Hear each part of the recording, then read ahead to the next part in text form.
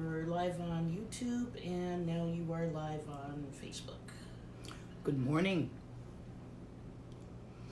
This is the last chapter of Tziksum Nedeb, the 3 words that strike the heart by Garib Dorji.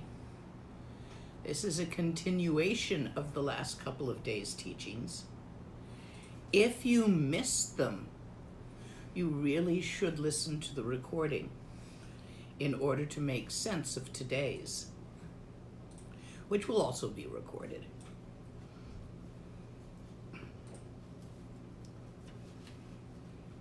We seem to have worked out some of the technological bugs this morning, so we are up on Facebook as well as YouTube, and we'll see how long that lasts.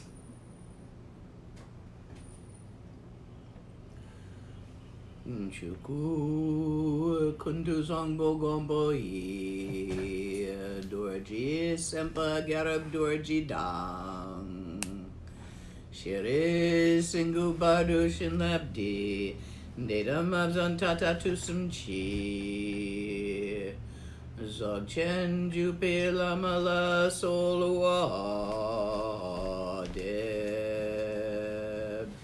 Again, Pema Junela Solwa de Dorji Chang Chitilo Narudang Marpa Mila Gompo Tatapa Na Pupadang Palden Drupa So Kargulama Namla Solwa de O Chen Lama Namla Solwa de Ru Chen Lama Namla Solwa de Shak Chen Lama Namla Solwa de Yung Drung Dang Nyen Du Lama Namla Solwa de Pa Kwan Du Shong Dang Yer Me Pa Gun Garab Dorji Shin Trug Pa Jeti Dang Nisume Pa E Pa Lama Nam Che Tente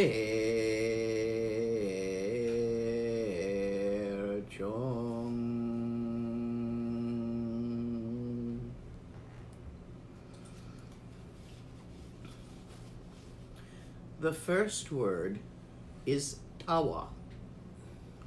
To recognize your own true nature is the first vital point. Tawa is what we call it. Just to have something to call it. It's called a lot of things. Semyi, real mind, true mind, big mind. Chuku, Dharmakaya, nature of mind. Chuni, great mother ocean of Dharmakaya. Mother luminosity of ground. All of this refers to the totality of yourself. Not the little bitty limited you that walks about in the day and has hang-ups, personality, belief systems, thoughts, hopes, fears, and is continuously, compulsively obsessing with stuff, this and that, obsessing with objects, obsessing with what you think the objects are and what you think about the objects, obsessing with how you feel about that stuff, phenomena. That's your obsession. You compulsively pay attention to that and no attention to the totality of the attention payer. So you miss it. Oops.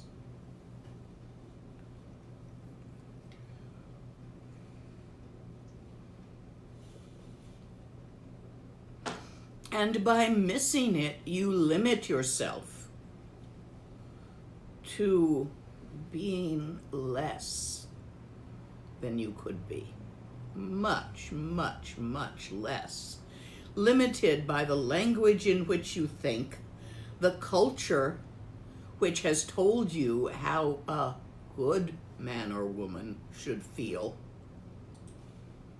the theories and belief systems that you have been brought up with, your hang-ups, your neuroses, your limitations. That's all you ever pay attention to. How's that going for you? Really? Try something else. Pick a thought, any thought, and follow it home to the thinker, your own mind. Not what you think about your mind, not how you feel about your mind. Just behind the perception of your mind is something bigger than a sensory perception could possibly be, even if perceived with the yi, your sixth sense organ. But you start there.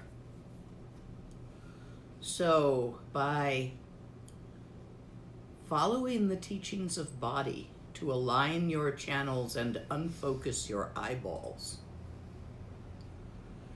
you learn, you develop the ability to unfocus your attention from all the little bits of this and that you normally obsess with into the vast, open spaciousness, the infinite vast expanse of the ground of mind itself. This is awareness settling into itself. The seer seeing the seer. Open awareness, Rigpa. It's not even that difficult. And when you are settled into the direct perception of the infinite vast expanse, the great mother ocean of mind itself, that perception, pop it. Pet. For an instant, if you are looking right at that perception, if your attention is settled into the perception of mind itself rather than what mind is thinking, feeling, or perceiving, and you pop that very perception right behind it, right where that was covering your vision and having you only see the limitation of your own perception, tawa, hetewa,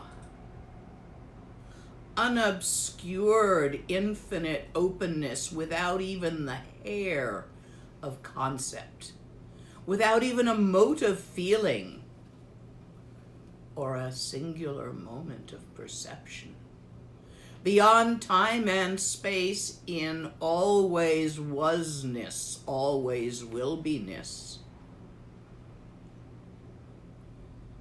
That's who you really are. Of course, you're going to quick cover it up again with your habitual obsession with things that come and go, such as thoughts, feelings, and perceptions, which are all moving. So, Gampa, the second word. To decide on one single thing is the second vital point. Gampa, the meditation of Dzogchen Trekche, is simply to return your attention again and again to Tawa. Just that. Again and again and again.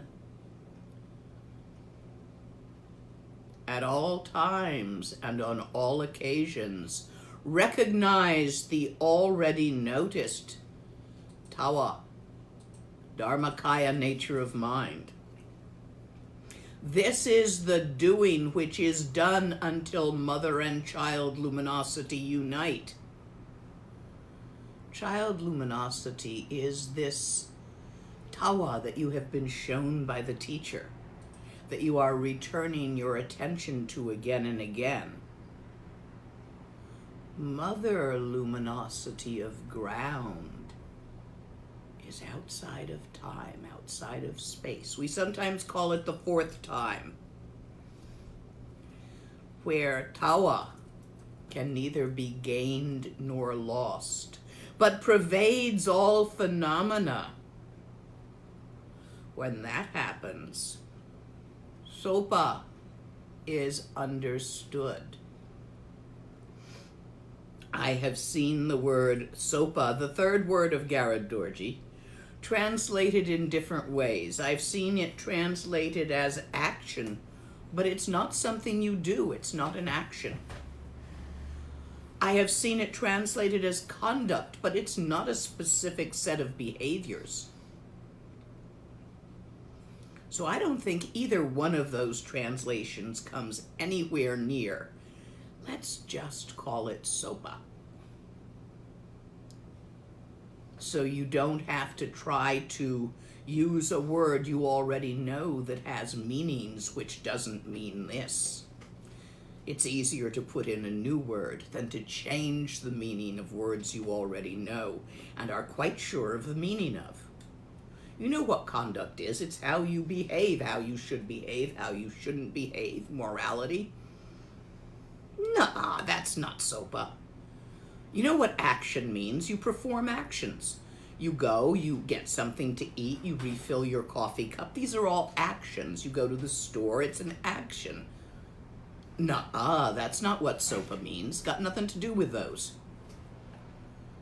You might say the spontaneous arising action of non-action, or the spontaneous arising occurrence of non-action.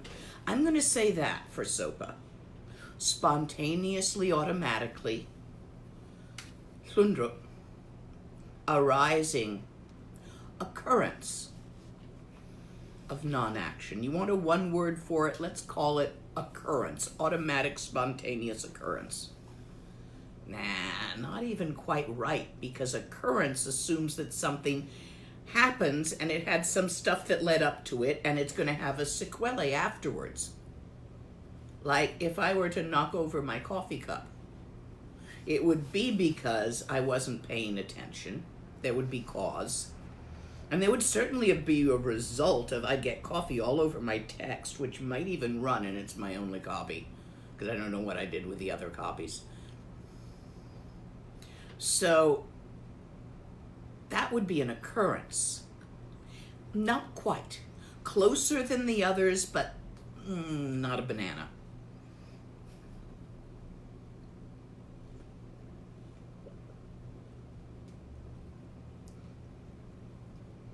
Very small print.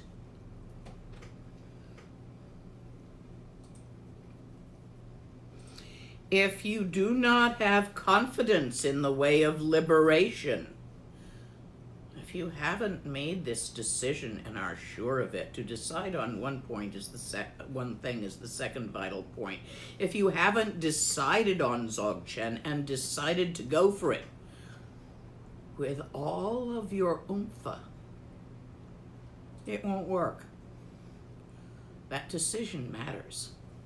In fact, it is the key of the meditation practice of Dzogchen. You have to decide to do it. For example, mowing the lawn. It's not going to do itself. I have a lawn out back that is awaiting for me to get around to it. Someone once gave me a whole bunch of little round to-its, but they never helped. So that's still waiting. Until I actually, in the moment, decide to do it, it's not going to happen. Nobody's going to do it for me. mostly because the way I like it done and what gets cut down and what doesn't, I'm the only one who knows that. I'm the gardener when I'm gardening. So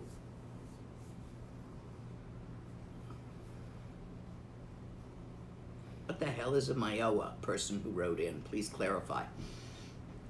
So unless I make a decision to do that, I'm not going to do it. If I don't do it, the grass isn't going to get cut down. Dzogchen's like that. If you don't decide to do the doing, you never get to the not doing. The spontaneously arising occurrence, which is not done, sopa. You won't get there without the doing, the decision to do the practice of Gom. This should be, as I've been beaten on it for a while, becoming obvious to you. Now, if Dzogchen isn't right for you, if you don't like it, then decide to do something else. 84,000 different practices taught by only Gautama Buddha, not even counting the previous Buddhas, some of which are still around in living lineages. Pick the one you like. But if you like Dzogchen, if this is what you want, you're going to have to make that decision. And then you're going to have to decide it in such a way, keep deciding it. Every day. Today I will practice Gom. Today I will practice Gom. Now I will sit for a while. You see? That's how it needs to be done. It's utterly simple. Sopa. Let's try this.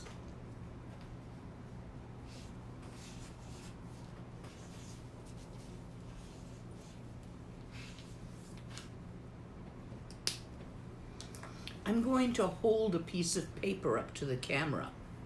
I want you to look at it with your eyes without reading the word written on it.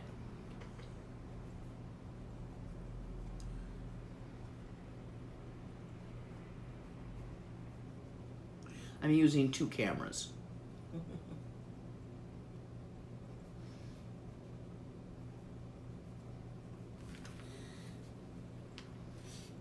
99% of you overeducated Westerners couldn't do that. This analogy does not work with Tibetans. How long did it take you to be able to be to the point where you couldn't not read the written word if it was in front of your eyes? So you started learning to read somewhere around 3 with the books that your parents read you and you played with, and maybe they ran their fingers under it. By the time you hit middle school, what age do they hit middle school? Let's see, that's 6th through grade, so about 12, 10, 12. Yeah, by the time you're about 12 years old, yeah, you've reached this point where you can't look at a street sign and not read it. So 12 minus 3 is 9. Took you 9 years. Maybe. I mean, you may have reached this point where you couldn't not read stuff when you were 5. So, you got 9 years? Some of you probably do. You can do it. You need about the same amount of time that it takes you to come from the point to being unable to read to the point where you can't not read a word in front of your eyes. Probably going to notice this when you're trying to fuzz out your eyes, like in meditation, not fuzz out, but like relax your lens so that you're not focused on a point focus. It's really hard to do if your text happens to be right where your eyes fall. I always have to put something over my text or turn it upside down if I decide to do that while looking at a text. Because the moment there's a written word in front of me, I can't not read. Of course, I'm one of those compulsive readers that snowed in a cave in the Himalayas, was reading my toothpaste tube repeatedly just for something to read. Some of us are like that. Irregardless, the same way you learn to be unable to not read, you learn to be unable to not notice tawa. You've done it once. You can do it again. However long and much practice it took you to learn to read is what it's going to take to get so sopa makes perfect sense to you. You can do it completely within your reach. This is not something that only the great tulkus and the high lamas can do. You can do it too. You just gotta practice. That's all it is. A lot of people intend to practice. They intend to practice GOM tomorrow. Later. After I finish checking my Twitter account. The thing about the decision to practice is it has to pervade the now. Practice at all times and on all occasions. Notice the already recognized Dharmakaya nature of mind, tawa. That specifically is GOM. Tawa, Gompa, Sopa, the three words. Now on to Sopa.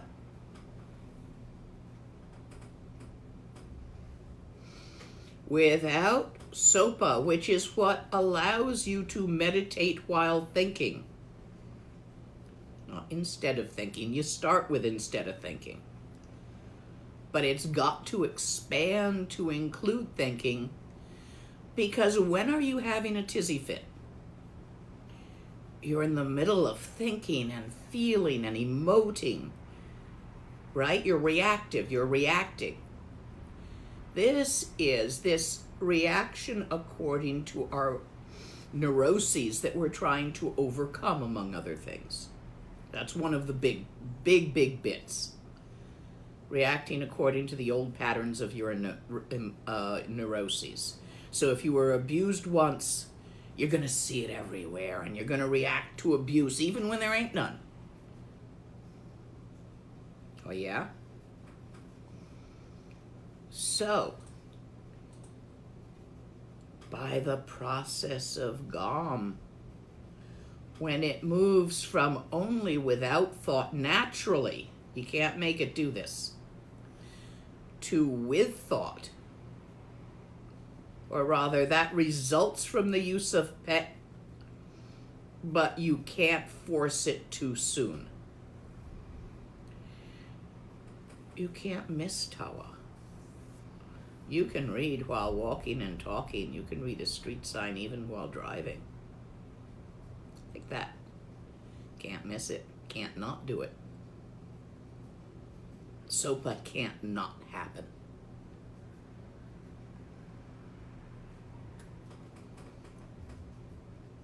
At that time, lust or anger, happiness or sorrow, de tse chak tang, ge dung dang.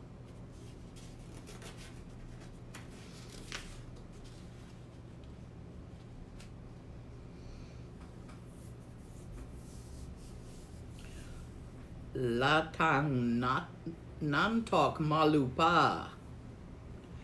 All your suddenly arising thoughts without exception. All the written words that pass before you. There's nary a one of them you can't not read. All your thoughts while they're happening. You see what they're made of. You see in tawa, as tawa, the spontaneous arising and dissolving of thoughts while it happens. This is not the same as thinking it arises and dissolves spontaneously right after it happened. That was a thought, which also arises and dissolves spontaneously in its moment of happening. See that. Ngo sheng nang la tsedume. In recognition, there is no continuity. Remember me talking yesterday about how you need to disconnect what hooks your thoughts together? I called it putting your mind in neutral gear. Guru Rinpoche calls it shunting aside the sluice gate of your water wheel. You don't have a water wheel, but you do have a car. Same difference. Still turning over, river's still flowing, but it's not turning the wheel because you shunt aside the sluice gate. You put it in neutral, the gears aren't engaged. This disconnection that you do as a practice, it feels as if you're doing it. Once you reach Sopa, once Sopa is part of your practice, they're all like that. Thoughts don't have hooks on them. They have absolutely no substance. Look at them. Each single one arises and vanishes. You create the seeming illusion of continuity of thinking by your belief systems, habit patterns, karmic proclivities, geks and parchis.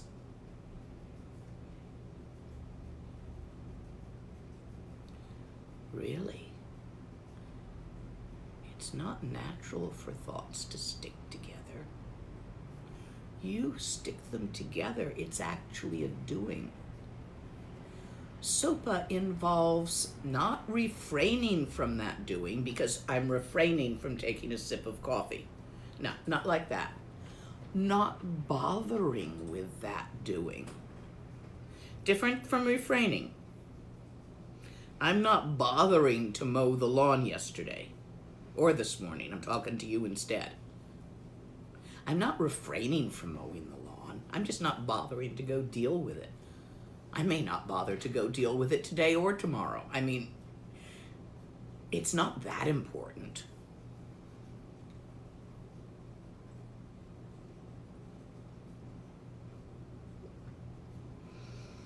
When you recognize a thought while it happens, in Tawa as Tawa, there is no way for that Namtok, discursive thinking to occur. Thoughts still happen. In a dream, when you dream,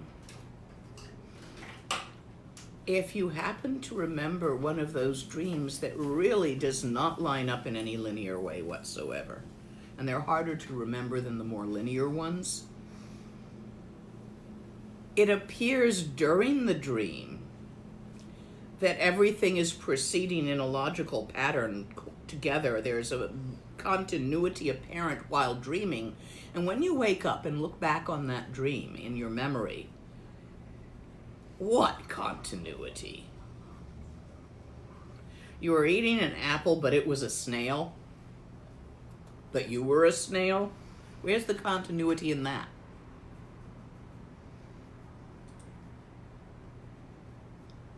Were you an apple eating a snail or a snail eating an apple? Doesn't make much sense, but that was the dream. No continuity. But in the dream, it seemed to have a great deal of continuity. This is an analogy. Before you actually grok Sopa, not Zopa. Zopa is patience. Before you actually grok Sopa,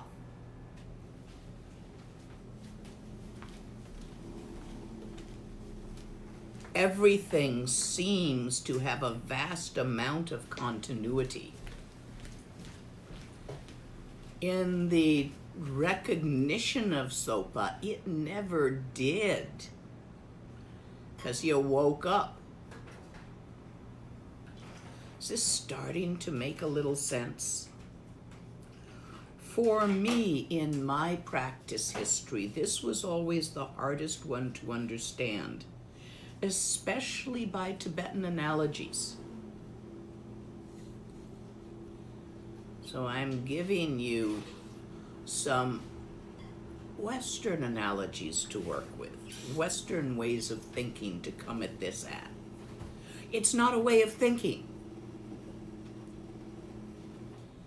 In reality, which is Tawa, thoughts do not have continuity. Like writing on water with your finger, no mark is left. Like the track of a bird across the sky, there is no path created in emptiness as emptiness.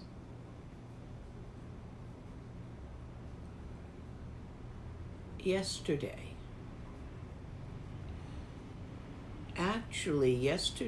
at 3 p.m., what exactly were you thinking? What happens to us confused sentient beings is generally in the bilbla, the entanglement of our thoughts, feelings, and perceptions. We pretend it's all real and outside of us. This is the result of the oopsie of duality. Kuntu Zangpo, in the moments of arising, in between each moment of existence, perceiving the rainbow-colored lights of form and phenomena as they are rainbow-colored lights of form and phenomena. The scintillating shimmer of his own mind remains unignoranted. A Buddha. Us sentient beings perceiving the rainbow-colored lights that scintillate as the awareness, the clear light nature of our own mind is fragmented by the prism of awareness. Think all those pretty rainbows are out there somewhere, and like a kitten with a laser pointer, or a baby who sees a rainbow projected from mama's engagement ring on the wall, tries to reach out and grab it. Action. Karma. In the wanting, which results in the grabbing, karma is created, and the forms and functions of the rainbow-colored lights, which are simply the light of your own mind, the clear light nature of Dharmakaya fragmented by the Sambhogakaya nature of awake lucid awareness, from transparent light into the multiple colored lights of the rainbow, but it's still the same thing. It's in Dharmakaya arising in awake aliveness. Multiple colors, forms, functions. It's not out there, but you think it is, so you grab at it. Or you get scared of it and run the other way, both of which create karmas, and so the experience proliferates as a result of the karmas again and again, and you end up full of pugchaws and gigs. Oh. And so we trap ourselves in samsara. This didn't happen once upon a time long, long ago. This is happening right now. In between each single moment, beyond time and space, where the true nature of mind pervades without birth or death, coming or going.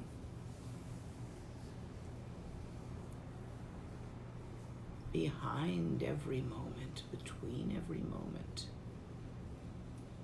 Tawa, always. In every moment, Tawa, always. That's Sopa.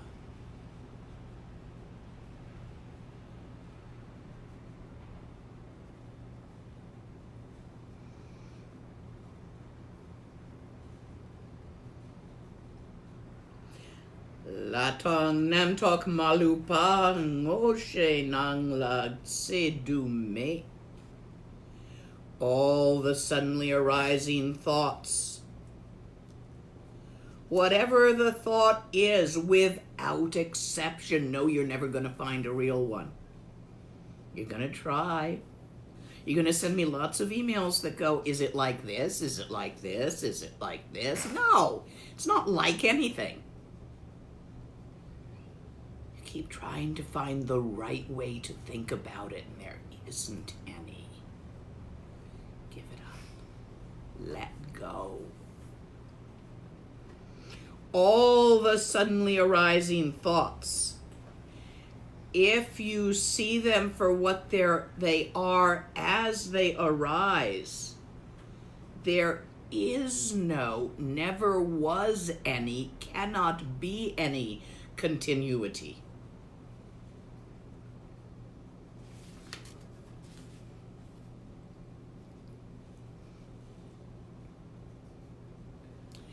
How do you recognize them? By seeing, being, Tawa while thinking.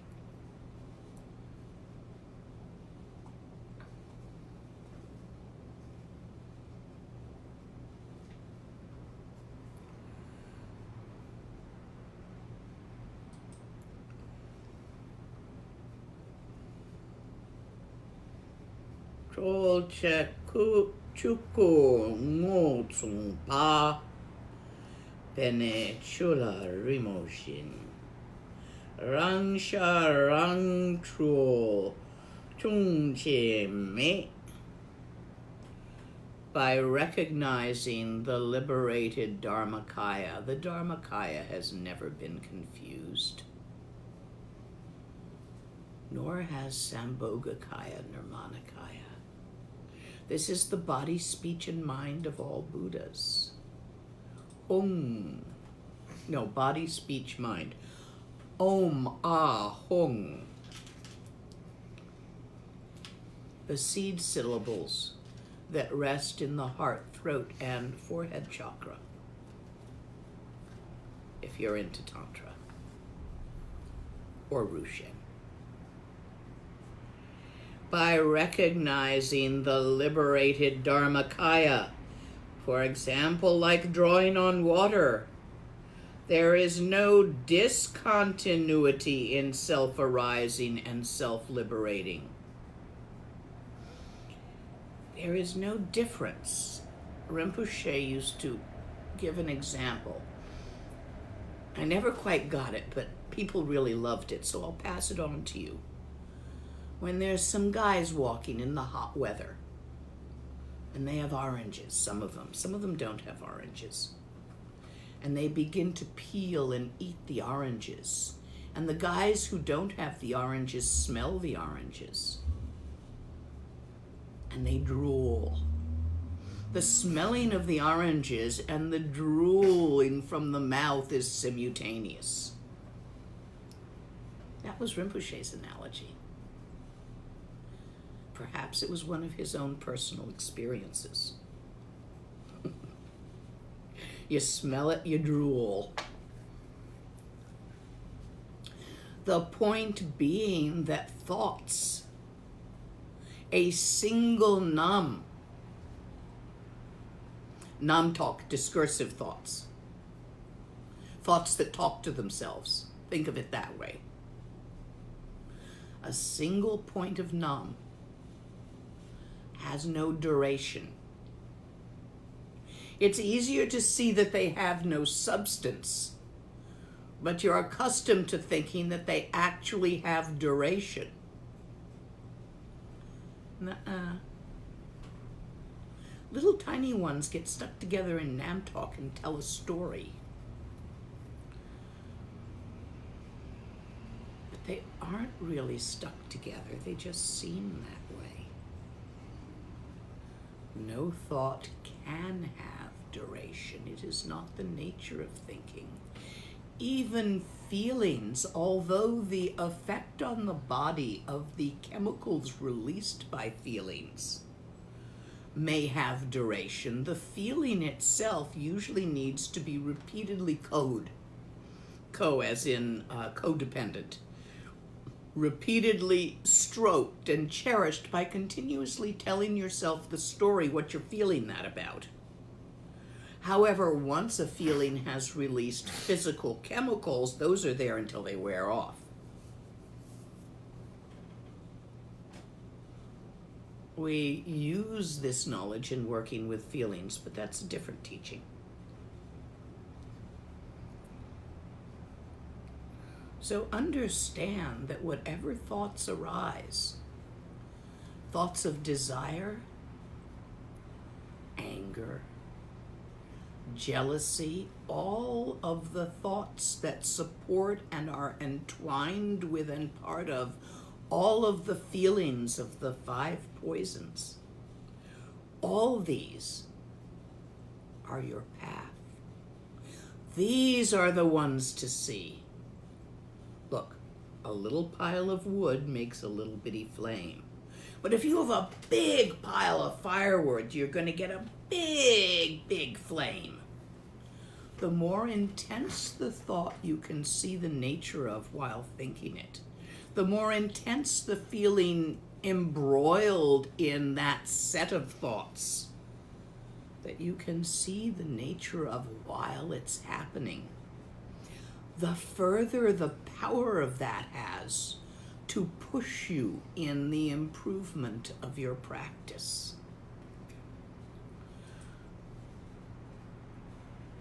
More gas to step on. More cylinders in the engine. These are all analogies. The firewood one was traditional.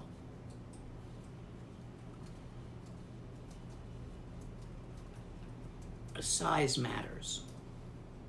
The bigger the thought pattern embroiled with the emotion and set of perceptions that you are able to see the nature of in the moment while it's happening, the deeper your meditation will go. So practice while shit's flying. Don't try to avoid life. You don't need to.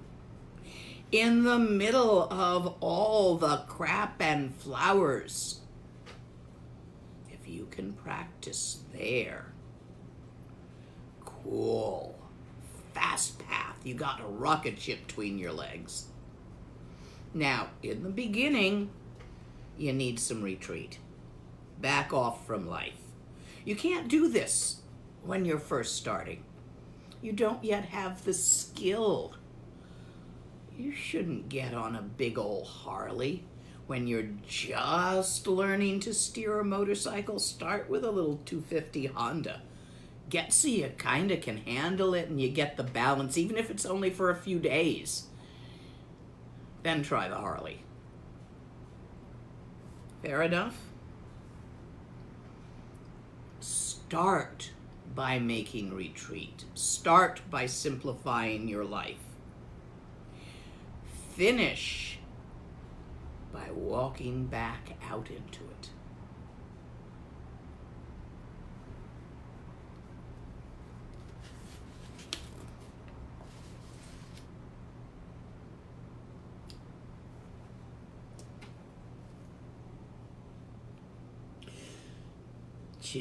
Chiricton senpedza, se churchukut selpo sal.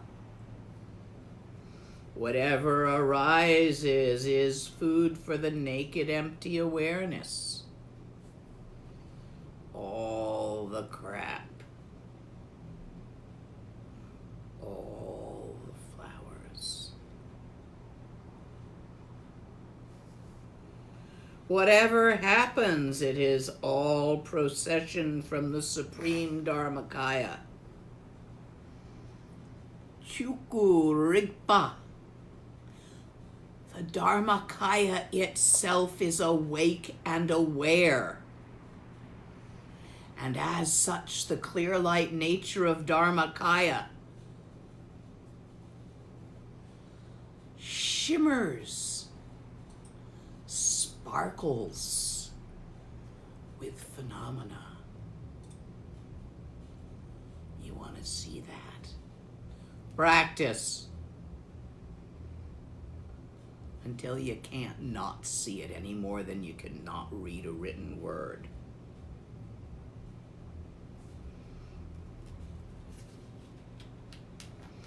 You train your thoughts to include, no, that's a mistranslation. I was looking at the translation, not the text.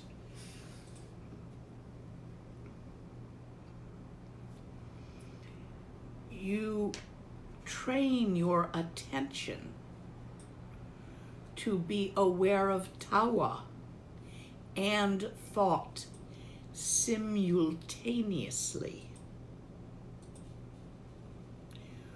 By doing so, you will notice that thoughts arise and dissolve simultaneously. There's no duration between the arising and the dissolving. The arising is the dissolving. They lack duration. Don't take my word for this crap. Go look for yourself.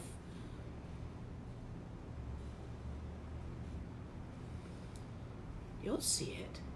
Practice.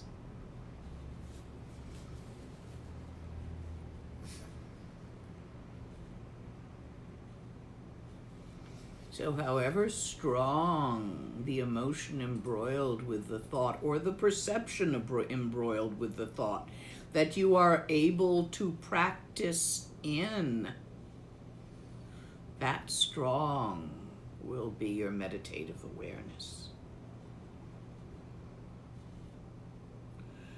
Whatever occurs, phenomena, whatever occurs, perceptions, thoughts about how those perceptions are happening, pretend stories, feelings about the stories, whatever is occurring, it's all the procession of the sparkle of the Dharmakaya. Every thought, every feeling, every perception without exception. So stop trying to find a real one. No. Well, go ahead, try to find a real one for a while.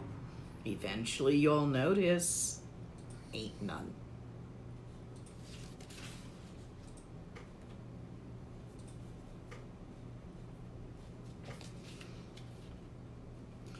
Simirangdak alala. Without imprint and self-purifying. Oh, how wonderful. You don't have to fix it. That's the cool part. Sopa's not a doing. Sopa is always present. It is the true nature of thinking, feeling, and perceiving. But it's not how you think you think. It's not how you feel. And it's not how you perceive you perceive. Those are illusions. They arise in mind and they dissolve in mind, and they never had any reality outside of mind.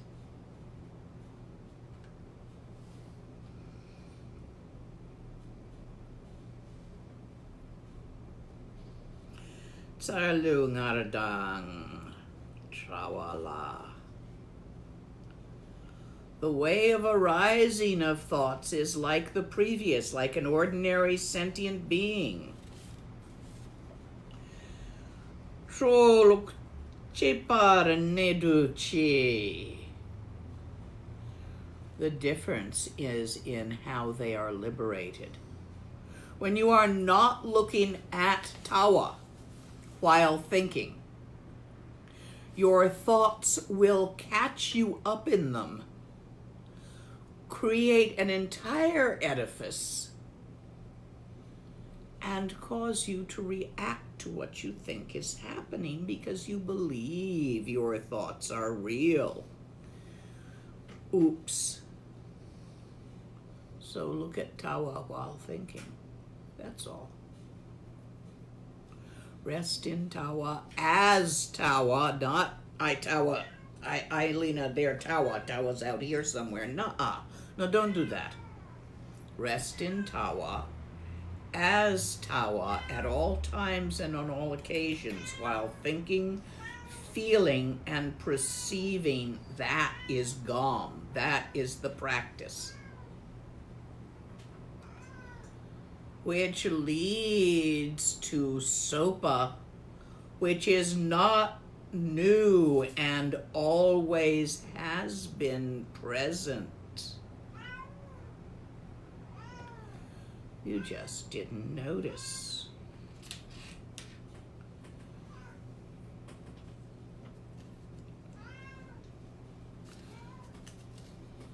The yogi's thought is liberated in the moment of arising because the yogi sees that that is so. He doesn't make it so.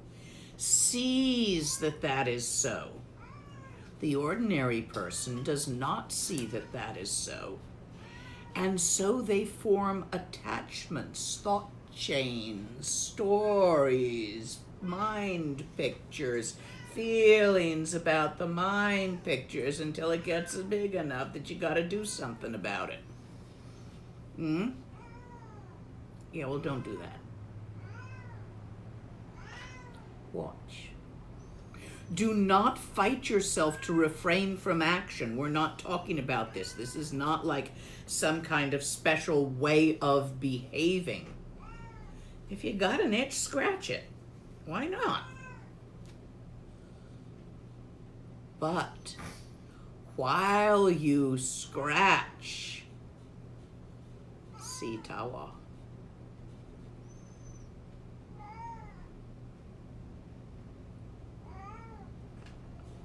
At all times and on all occasions. Notice the previously recognized Dharmakaya nature of mind. Gone. It is the nature of thoughts to self-liberate. You don't have to fix them. You just need to watch. Be Tawa while thinking, and it becomes obvious that they do that. That's Sopa.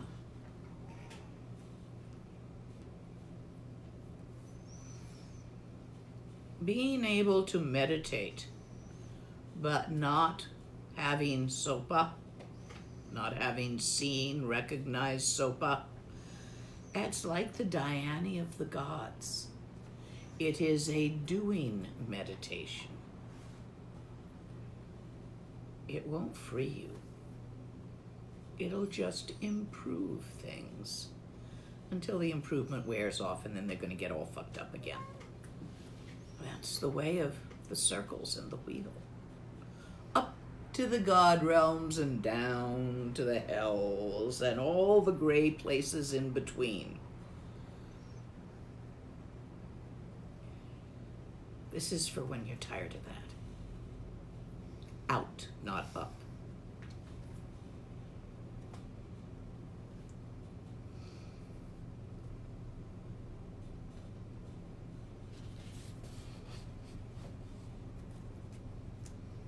looking for a particular analogy in here that I think is going to be useful.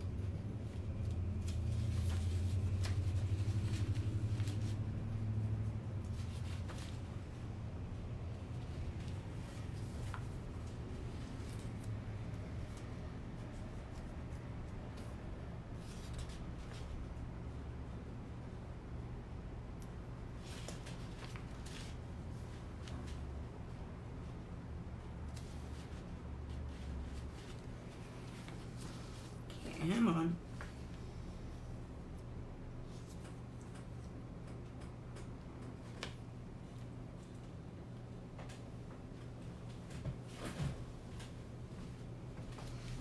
It'll turn up.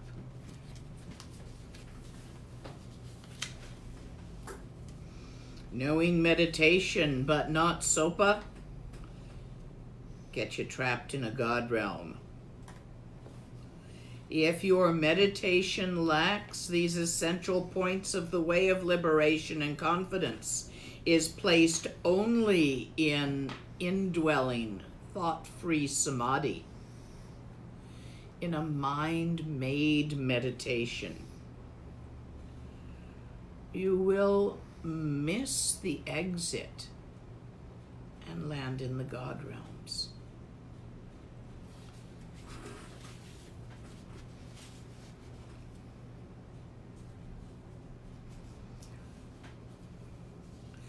Just to recognize stillness and movement of Mahamudra and rest in the stillness is not enough. Trultra Naljur is necessary. The yoga of dancing stillness. We've just moved into Mahamudra for you Mahamudra folk who are coming to Dzogchen, where it ties in. The yoga of dancing stillness, where you see the movement as stillness and the stillness as movement. That's how Mahamudra talks about this, Sopa.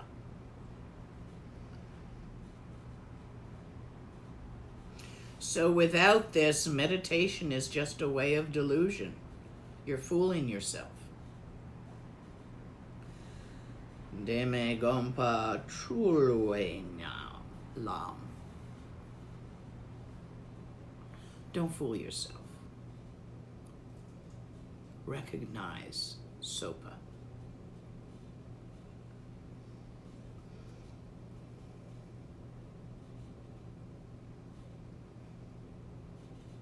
Arising, liberating, self-liberating, denuded liberation. You can name it lots of things, but it is a simple matter of seeing, noticing the self-liberation of thoughts that occurs when seeing, being tawa while thinking. Gotta learn it. How do you learn it?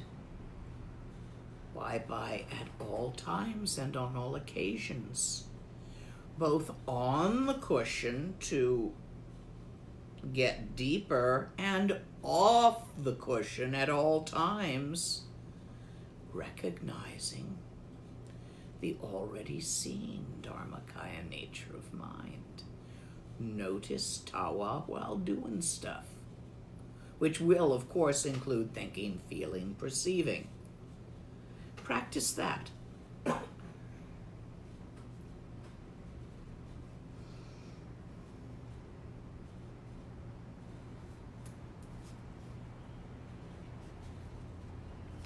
This is of vital significance, that all thoughts are self-liberating, purified without a trace. You must reveal this self-liberation to yourself. It is the extraordinary teaching of Dzogchen. If you have got this vital point, whatever defilement and thoughts arises, whatever crap goes on in your life, and however you think and feel about it, seeing this, Detem magom chukunang. Even non-meditation is Dharmakaya.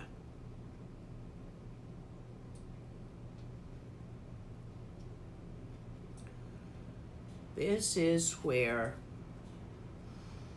Gom itself is transcended.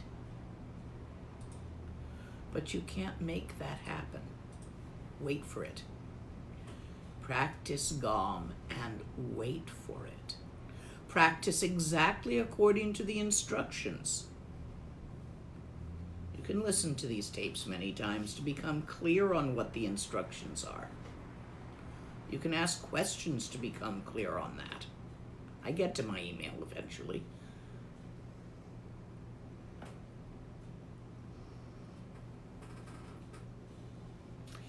If you do not develop confidence in Sopa by your own experience, not by just hearing about it from a lama, no matter how deep your meditation is or how high your philosophical understanding, it won't work. You're gonna still be stuck in samsara. Oops. Whereas if you grasp the crucial point of this self-arising, self-liberating, if you actually get it,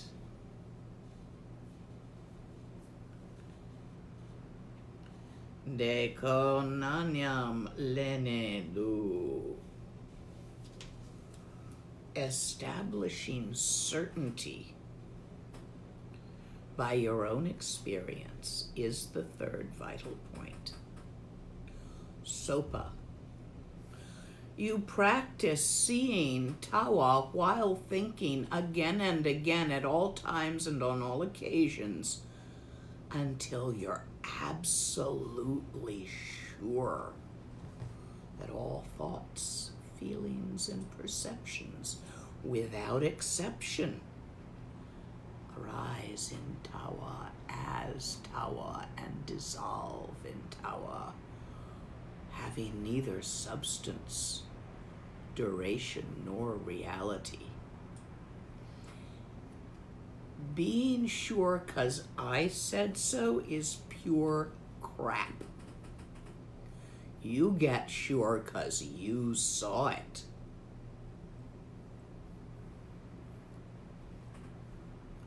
If a man, this is a Tibetan analogy, if a man were to go to an island that was entirely made of gold, he would be unable to find a pebble that was not made of gold.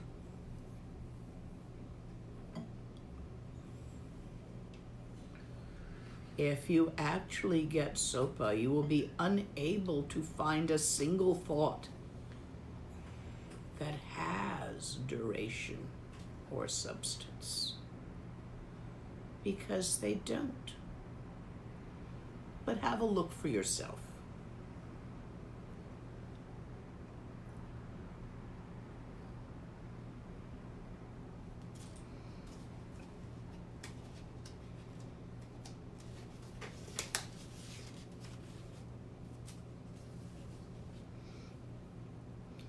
These three essential points, Tawa, Gompa, and Sopa,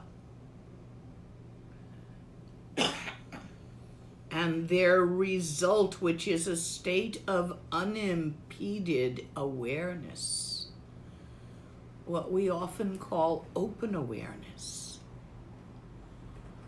That's your natural state. You're just all scrunched up and crumpled on account of all this stuff you want and all the stuff you're scared of. Anxiety crumples you. You're scared you won't get what you want. You're scared that what you don't want is going to get you. It crumples you. You're like, yeah. Relax. Take a deep breath. Tawa.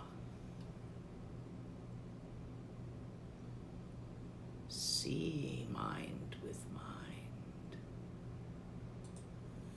Gompa. Always. Sopa. See how the arisings arise in mind and dissolve in mind, and were never anything other than mind, and mind itself is no thing at all. So there is nothing to be afraid of. Relax. Allow yourself to uncrumple. Your crumples, your little scrunchy bits, those are karmas held in your channels. By relaxing in GOM meditation, less meditation, you give them the chance to relax and unravel. And damn, it feels good. This is the bliss. The bliss states, pop them. You don't want to get stuck in a bliss state, pleasant though it is. Go on through.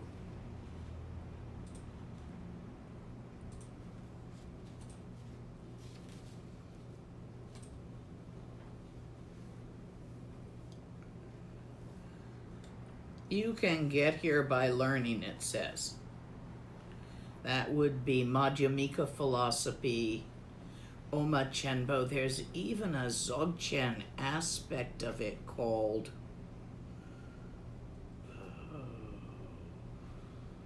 it'll come to me.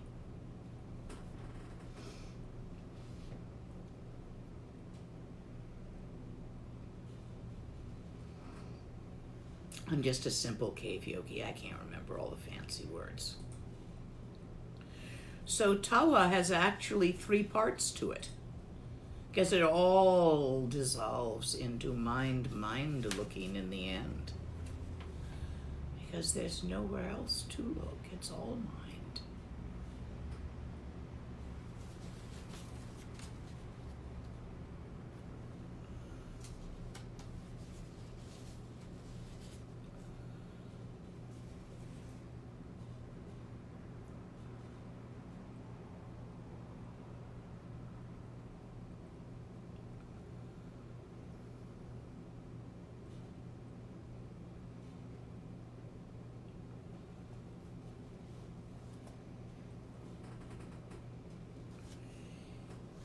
In the beginning,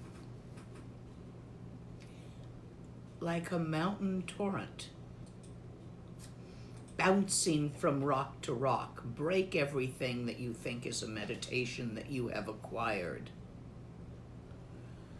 In the middle, like the flow of the vast Ganges River, smooth, calm to the sea. In the end, the infinite vast ocean.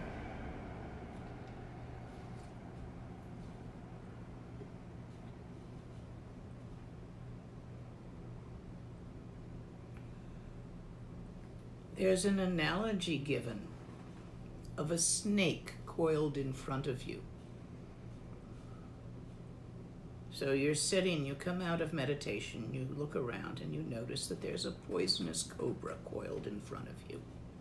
Not a terribly unusual occurrence in India. I think they come for the warmth. What do? Nothing. Don't poke the snake. He's going to get hungry and wander off eventually. He's going to get cold. Something's going to interest him. Leave him alone. He'll crawl off. So, this is talking about practice. What you don't want to do in practice is poke your mind into agitation by trying too hard. Nor do you want to not try a bit. Find your comfortable midline. It's there. You can do it.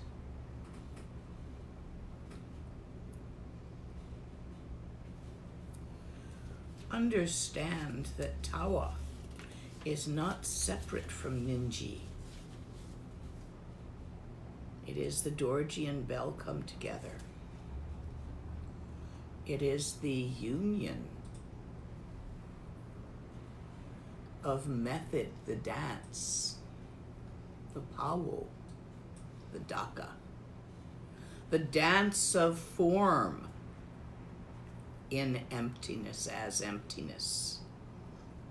This is the union of Pawo and Khandro, of Yab and Yum.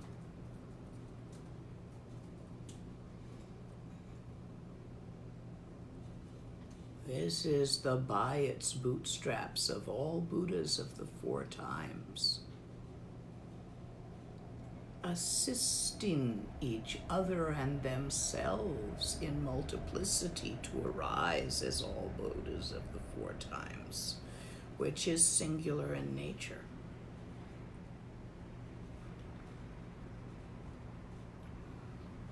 Are there questions? Oh yeah. Let's go with some of them for a while. More questions about Pe. When a perception obscures the true seeing, is that the time to use Pe? Say more. What do you mean by a perception? You mean by your dog comes and sits on your lap and it gives you physical sensations? Yeah, Pe might get your dog off your lap. It works on cats. And in a similar line, so when you see and feel the vastness, do you give it a Pe? Because it's a phenomena and Tawa is right behind it? Yes. The vastness, you're feeling it. It's a feeling. You weren't feeling it before. You're feeling it now. It's going to go away again. So it's not the real one. The real one doesn't come and go. It's a mind-made image of Tawa. You feel it. You perceive it. You see it. Pop it. And for a moment, no thing whatsoever. Neither seer nor seen. Next. A couple of questions on recommendations for how to practice while bound to the burdens of karmic vision, Western lifestyle, job, family. Yes, practice while you're doing all that. How? By noticing Tawa.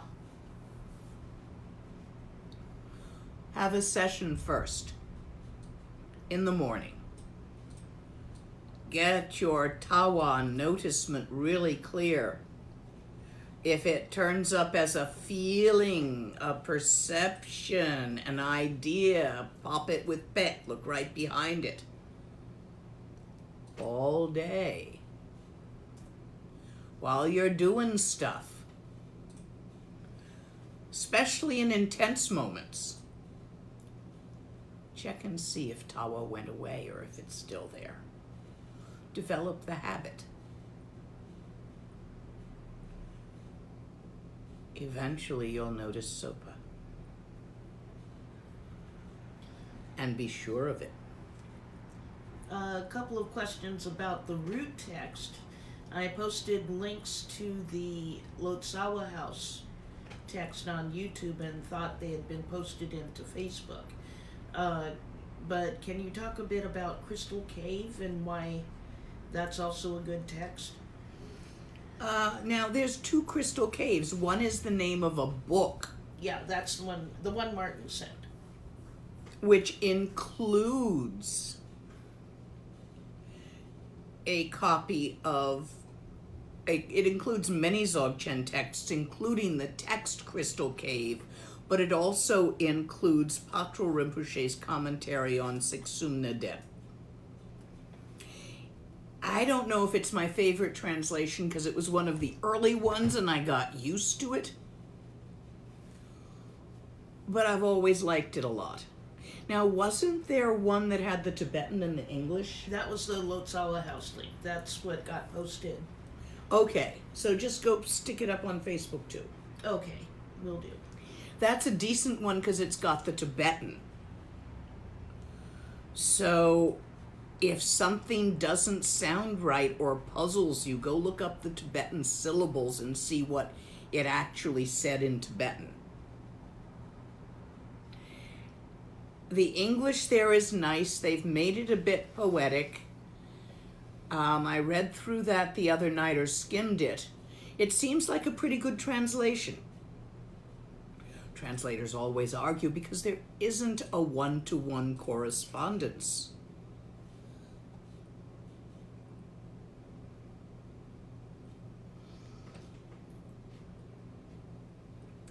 So for the text, which you now should be quite happy to read,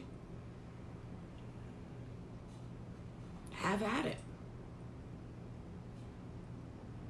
Realize it is a translation. That's why I like including the Tibetan. Next question. What are pagchas and geks? Pagchas are karmic formations. Geks are literally glitches, I guess. Imps. They're not exactly sentient, but they sometimes feel like they are. They're caught in your channels, where certain things you sabotage every time because you know you can't do that right. And so there's squeakies in the channels, frizzy bits, but they're also imps, little annoying little demons that nibble on things.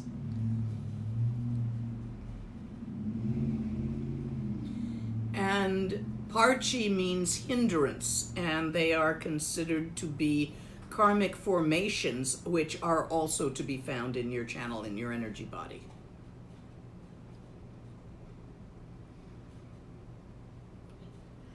Is there a historical reason why Dzogchen was a secret practice? It still is. Those of you who are not appropriate for Dzogchen won't understand a word I've said in these couple of days. It is self-secret. Also, it can be misunderstood dangerously. It can slide into nihilism, laziness, and other excuses. However, pretty much anything can. So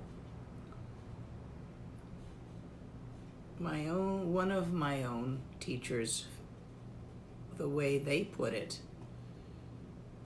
Dzogchen is about a man's own true nature.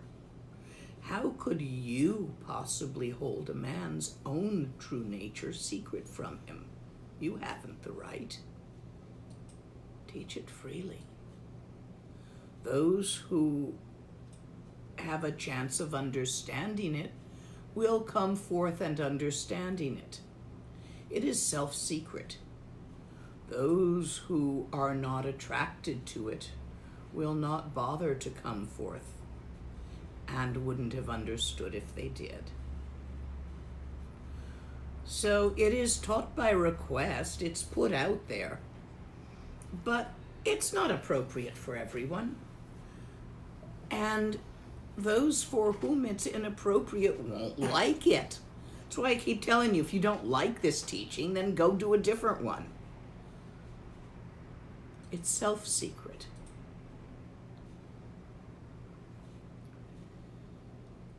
Some lineages feared it greatly. They feared that it would be an excuse for abandoning morality. And in fact, those who wish to abandon morality can use it as an excuse. Although, to be honest, those who wish to abandon morality are just going to do so whether they have an excuse or not. So what the fuck?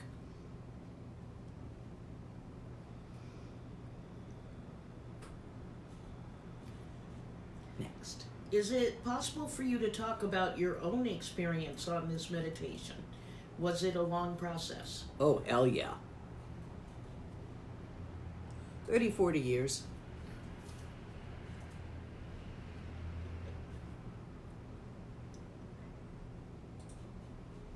Traveling with my teacher, translating for my teacher, translating this teaching hundreds of times, maybe even thousands. It was his favorite one. Oh, he gave others, but this was his favorite.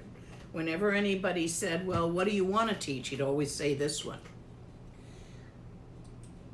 Tibetans enjoy hearing familiar teachings again and again. It reassures them.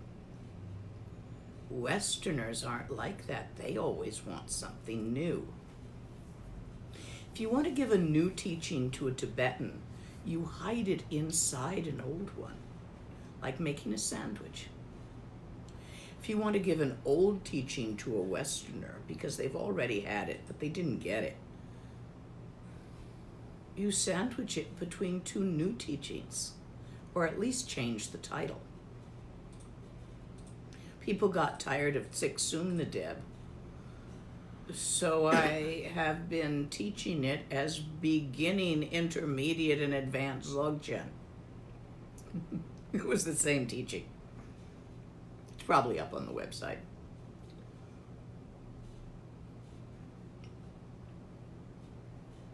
Because if I said Tsiktsum Nadeb, they'd say, oh, we had that. Westerners are very fond of new things. Next.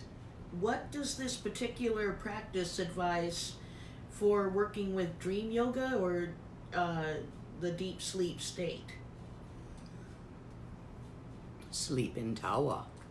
Dream in Tawa. At all times and on all occasions includes while dreaming. Tawa.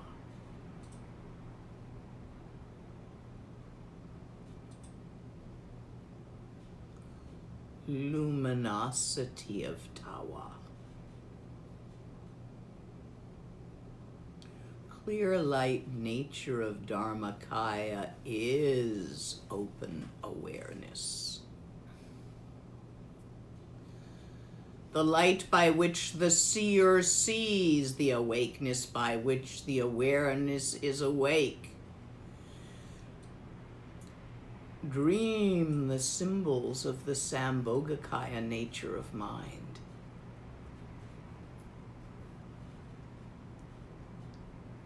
Enjoy. Next. As we practice, does that moment of tawa then become more all-pervading? Yes, that's exactly what happens.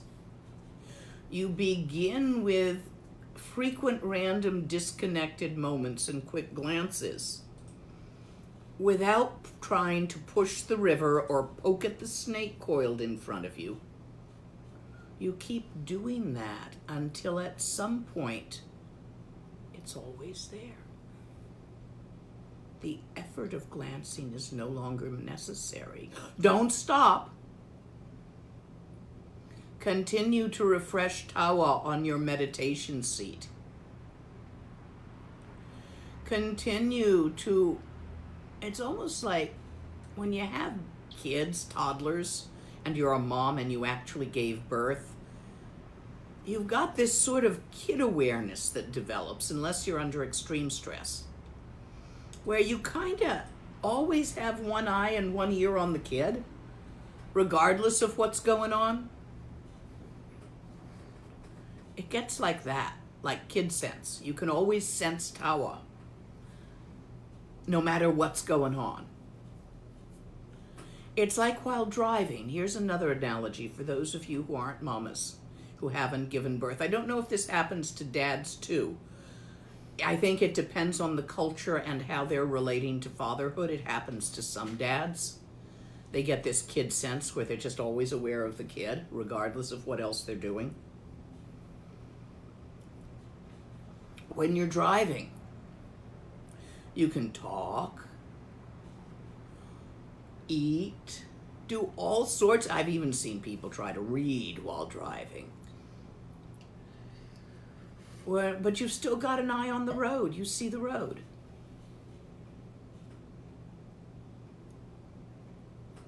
Gets like that with practice. Now, when you're driving, you'll notice that your eyes are not steady on the road. They flick. Where's my chips? Flick. Drink. Flick. So that's a stage you pass through. It gets more like kid sense, where it's just like always there. You're always aware of it. You can't not be.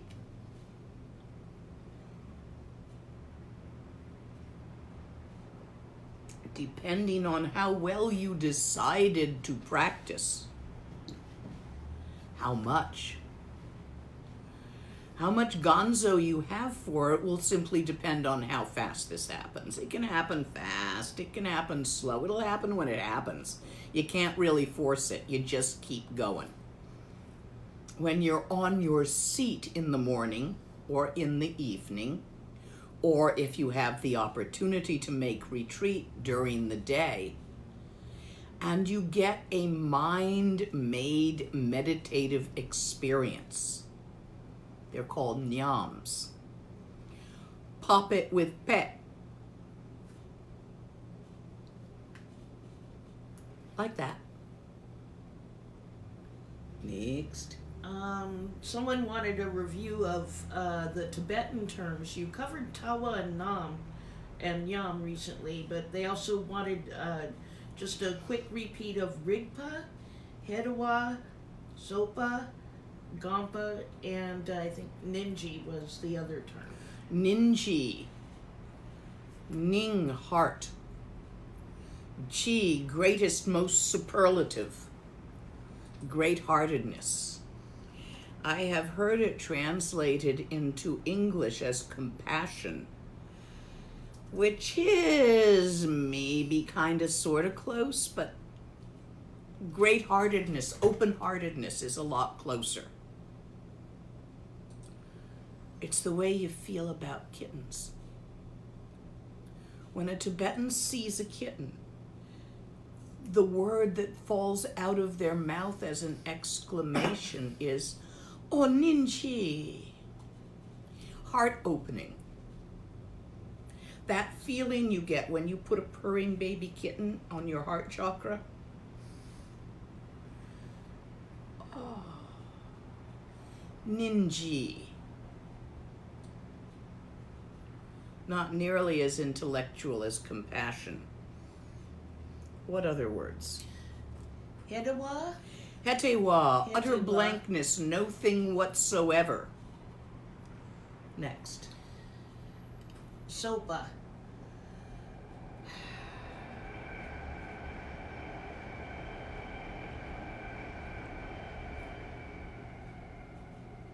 The spontaneous nature of discontinuity. I just spent 2 hours explaining Sopa. Yeah. The third word of Garib Dorji. Next.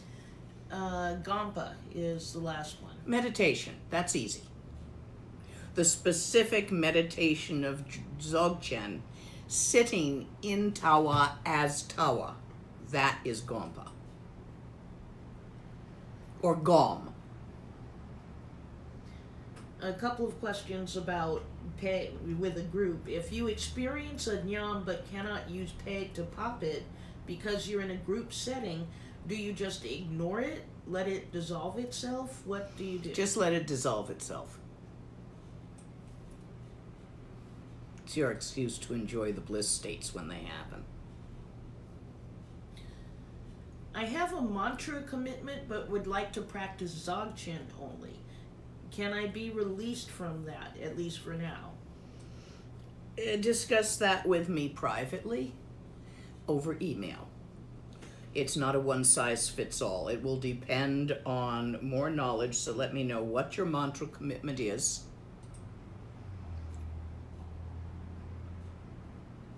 And we'll talk about that.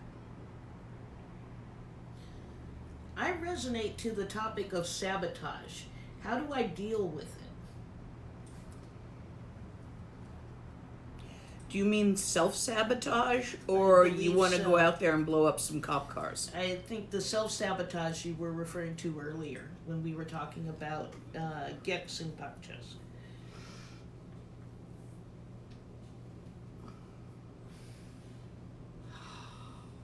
That's a sticky wicket, because you're likely to sabotage your meditation too. Nonetheless, if you do this practice, you may be able to spot how the sabotage is occurring, where you're doing that to yourself, and it may become less necessary. That particular Gek or Parchi is going to be caught in your channels. Probably, well, just depending on where it is in you, will depend on in what part of the body. There are methods for working with it directly, but you need a greater skill at this to actually accomplish those methods. You need a pretty good skill at GOM, probably what most people would develop in a year or so, in order to master working with emotions. And you need to be able to master, or at least get reasonably good at working with emotions in order to approach this Tsalung method, because it squeaks. Which means whatever is bothering you is going to get stronger as it unravels if you do it in a very direct manner. It won't get stronger as it unravels if you just use GOM. And it will unravel eventually. But the speedier methods tend to have side effects. So sorry. If it's still bothering you after you've been doing this for a while and have learned working with emotions well enough to make it work at least much of the time, then I would recommend you do the inner body Rushen, which is a much more direct way of getting some of these Geks and Parchis out of your channels. Is there a technique to teach you to unfocus your eyeballs? Yes. On a day when there are no clouds in the sky, go sit outside or at an open window in your meditation posture and rest your eyes on the distant above the horizon. Going to do this in a high place is best. However, at the seaside will do, or the lake shore if it's a really big lake without mountains behind it, like the Great Lakes. What you want to be is at enough of a height that the horizon is slightly below the point of your nose when you sit in posture. And relax your eyes on the infinite open blue sky. Practice that. You can find a place like that even if it's up on your roof. By practicing that, it will begin over time to assist you in relaxing your eyeballs. If you live near the shore, go down to an overlook and sit there. Look above where the water is into the sky. While doing this practice, do not allow the sun to fall on your eyeballs. Put on a hat. Use a beach umbrella. I don't care if it's winter.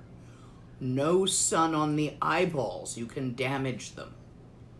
When you do this, at some point, it's quite probable that your irises will dilate.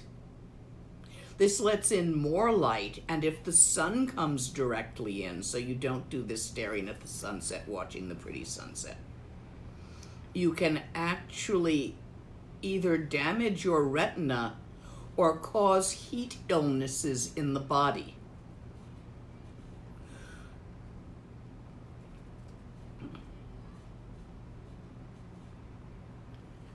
You can also do this by closing very heavy curtains into complete darkness in a room at night, and with your eyes open, sitting and relaxing them in the darkness.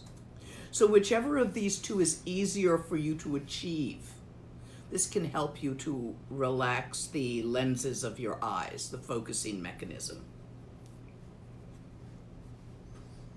Oh, I had it. What if our mind somehow holds the view during meditation, but our body refuses to? I do not understand your question. Are you having trouble sitting up?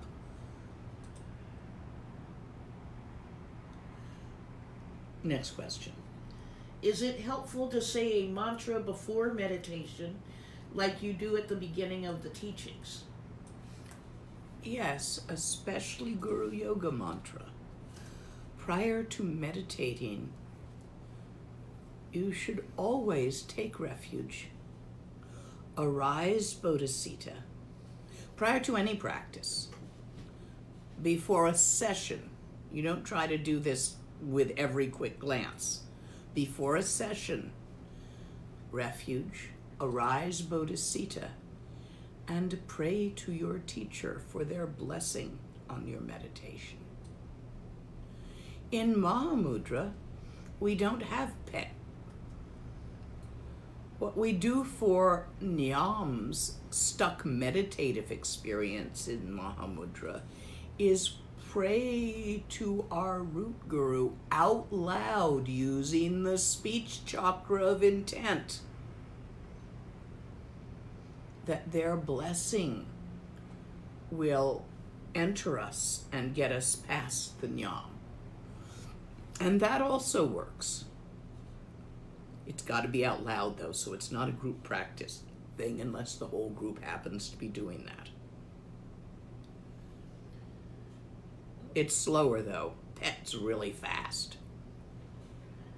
Would it be helpful to create a recording of some sort to surprise you with pay while practicing? No. Next. There it is. Because there was a good question. Give me a moment while I find the question I had queued up next. This view, tawa,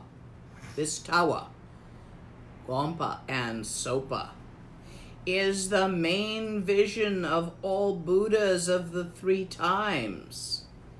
All of those who have come before, all of those who come after, and all of those arising in the current moment. It is the highest of the vehicles, the pinnacle of the 9th yana. It is the essential path of the heart drops, Nintik Dorji Ningpo. On it, nothing is beyond it. There would be no superior teaching. The meaning expounded in this instruction most surely is the spirit of all the esoteric teachings, self-secret, held by lineage.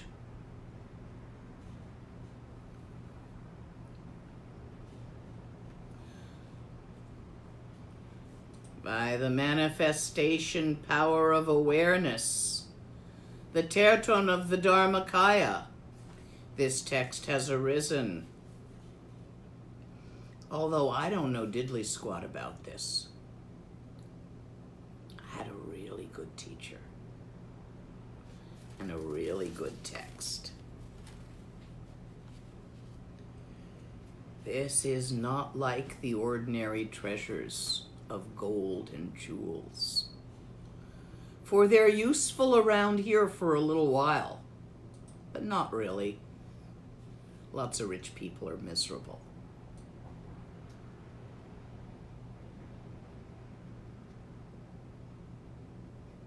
This is beyond that. The 3 words that strike the heart. It is the heart testament of Garab Dorji. Words from the heart. Words from my heart. This is the deep meaning of the heart teachings. Do not let the meaning fade away. Do not leave it lying beside the road and forget about it. You may not find it again. Do practice. Words spoken from the heart are charged with significance.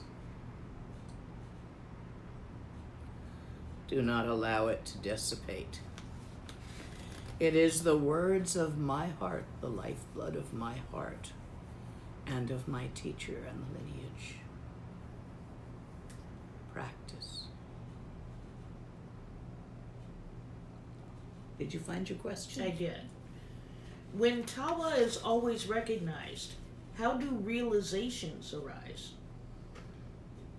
That is the realization. What on earth are you talking about? That's how the question is worded. I don't know what you're looking for that you think is a realization.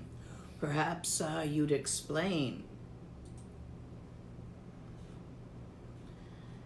What is more vital, compassion or intellect in this practice?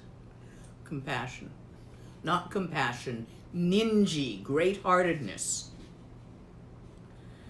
I don't care if you're smart. You don't need intelligence for this. It's not about thinking. I've taught Dzogchen to people with mental retardation. And they've done surprisingly well. He couldn't do mantra because he couldn't remember them.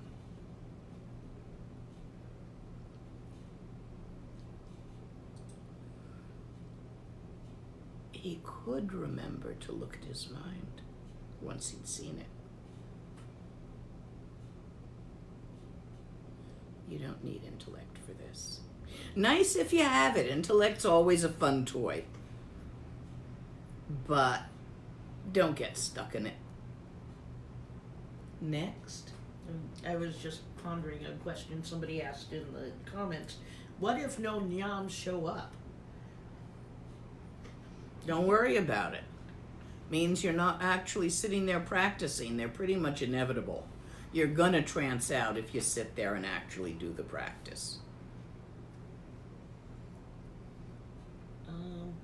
Is substance not first conceived by thoughts and then made matter? Doesn't substance affect thoughts as much as thoughts affect substance? Form?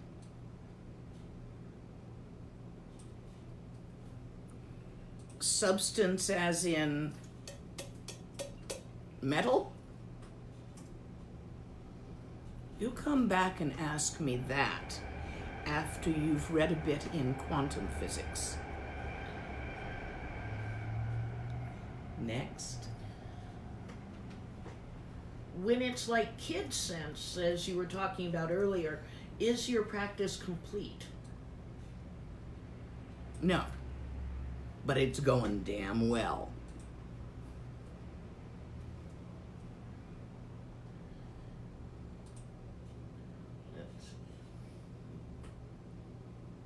You're still at the point where if you stop, it'll wear off. An oopsie that many of us have personal familiarity with.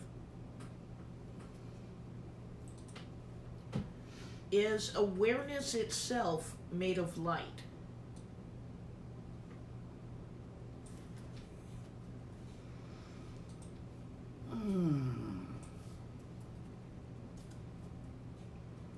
Light is an analogy for awareness.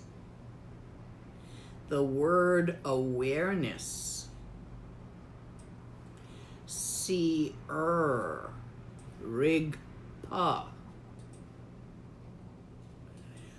The awareness by which the seer sees that innate vitality of aliveness is called clear light. It is not made of anything. It is neither wavelengths nor photons. Next. There are some more general questions. Yeah, try a few. Okay.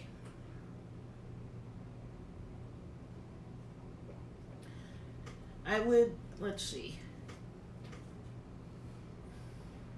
I would like to know if there is any group that follows the teachings of this lineage in South America. I believe there's many people there. Yeah.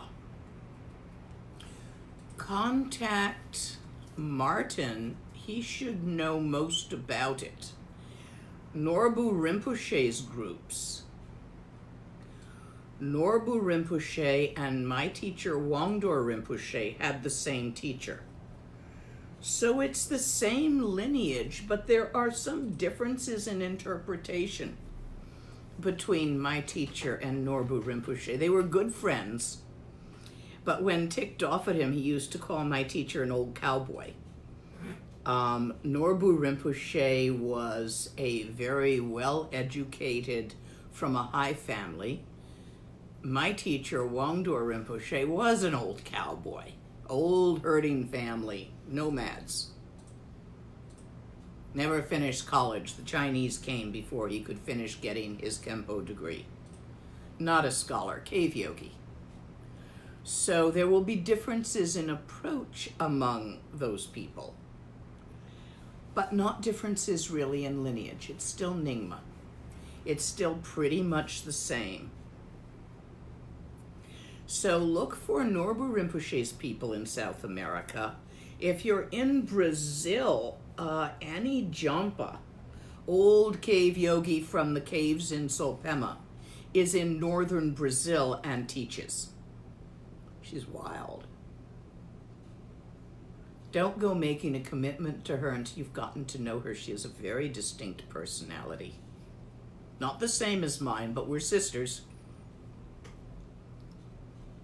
Same teacher, same lineage. She was also a student of Chaktutoku. So again, there will be difference in method. Each teacher has their own way of expressing it, even within the same lineage. Like Wangdor Rinpoche, nomad herdsman background, and Norbu Rinpoche, high-level, aristocratic, well-educated family background, intelligentsia. The way of expression will be different. The lineage and what is being expressed will be the same. Next. Can you give some instructions on making a meditation sash? It should be made of, depending on if you're a nun or monk, in which case it should be saffron-colored cotton, relatively heavy cotton, or a nagmo, in which case tradition is red raw silk that it has been harvested without killing the silkworm. It's called brie. However, the material of which it's made is not that important, and I have used synthetics, cottons, silks, silky-like, fake raw silk, and all sorts of things, and it works just fine. You can even use a particularly long guitar strap. It needs to be long enough to reach from the top of your top knot, which is probably a couple of inches above the top of your head, to the floor, twice your length, including your hair. If you've got a big afro, it'll be even longer. because you're supposed to include the hair. It should be the width of your palm and stiff enough that it doesn't roll. So you can put lining or facing inside. And then you just tie it wherever you want it for wherever you're going to put it. There are different embroideries that are occasionally put on one of the ends, such as a blue swastika. We had them long before the Nazis. They're ours, give it back. I mean the Tibetans and the Bon. They have beautiful symbolic meaning. However, if you feel uncomfortable with them, a double dorji will fulfill the same function. Next. How best to practice in retreat? What is your schedule recommendation? So, summer retreat schedule, as it is now summer here in the Northern Hemisphere, is up on the website. And please use it as a reference. I'm going to give you winter retreat schedule because that's not up on the website. If someone would like to type it up and send it to me, I'll vet it and put it up on the website because it's winter in South America and in Africa and in Australia, where some of you may be. And if not, winter is coming in the Northern Hemisphere. In winter, you still get up before dawn. Generally, you fill a very good thermos with tea before you go to bed, so it's still hot when you do that. You warm yourself with a cup of tea and practice until dawn. Dawn is late in winter, so that can be quite a long session there. The quiet time before bird song. You get up and do this. Once it's getting time for the sun to come up, you stop, you make a fire, you light the stove, you make your breakfast, you eat your breakfast. After breakfast, you have another session until probably about 11 o'clock in the morning, when it's time to prepare lunch. Lunch is your main meal of the day, and you want to eat it around noon. So give yourself time to cook something nice.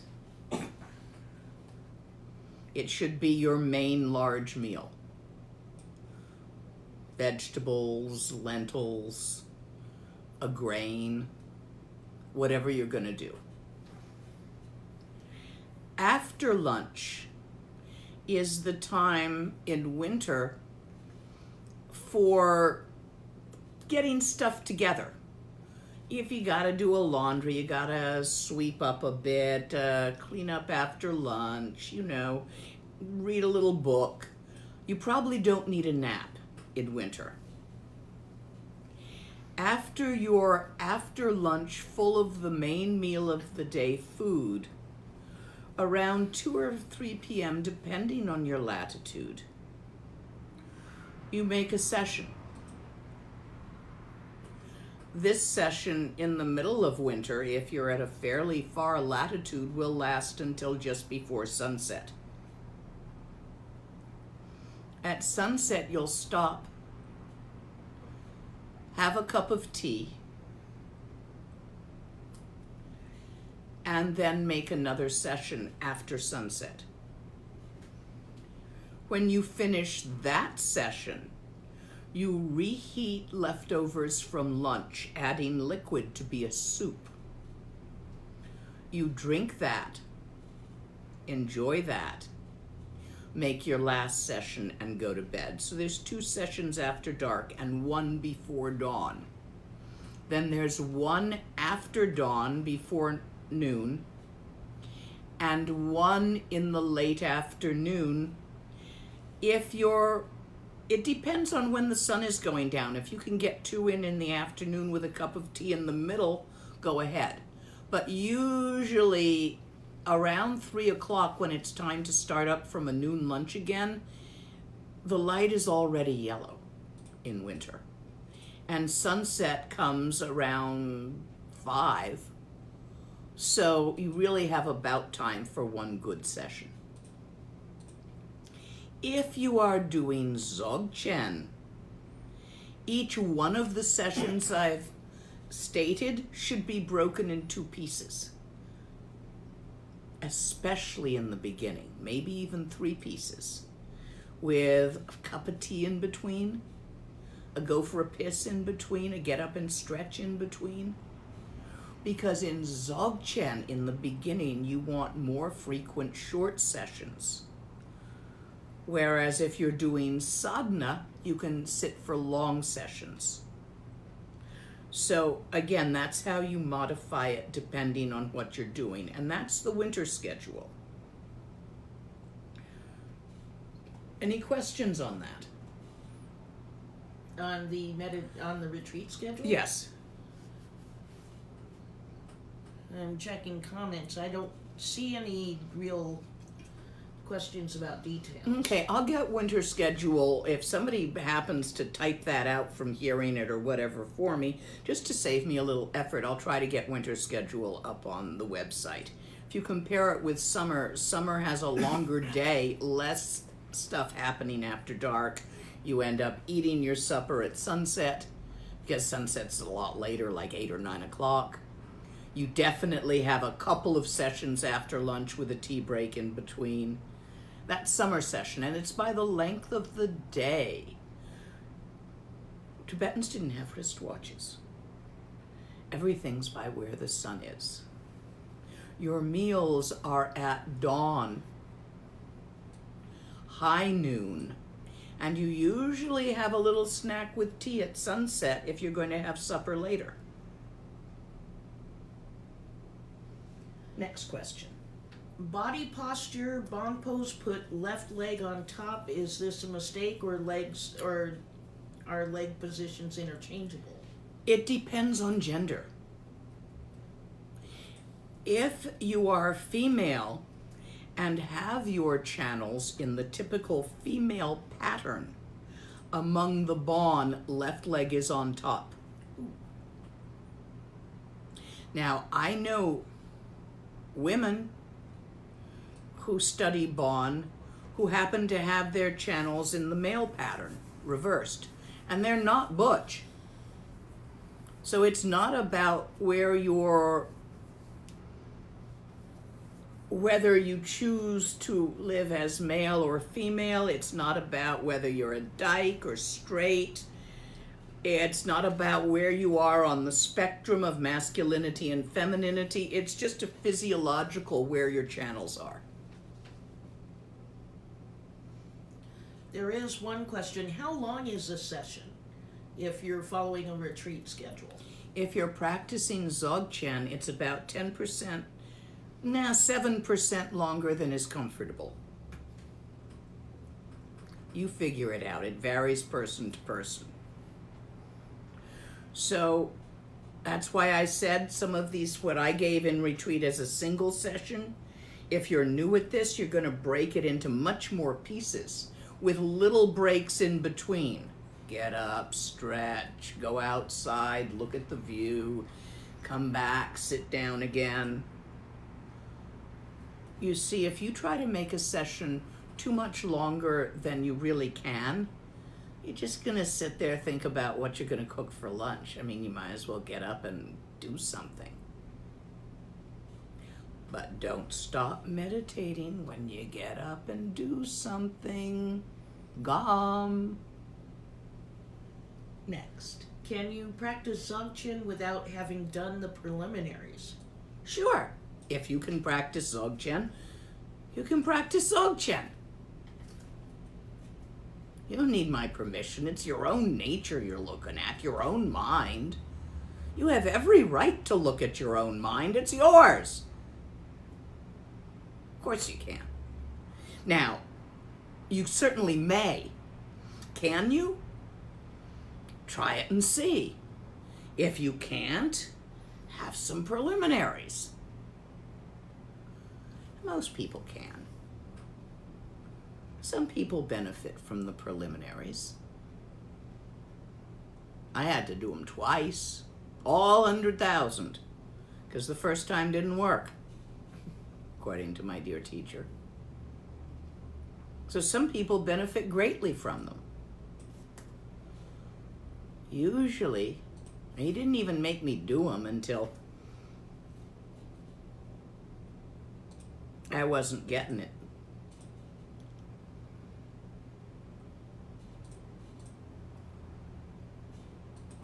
I'd done them already. But when I wasn't getting Dzogchen, it's like, oh, it didn't work, do it again. So see for yourself whether you can. You certainly may. Next. Martin just said he's doing translations for the retreat schedule to go up on the website in Spanish. Oh, great. Tell him to wait. Let me look at the English the way it's gotten typed before it goes up in Spanish. Mm-hmm. But probably it's right. Actually, Martin, you've been out there. You've made retreats. Go ahead and put it up.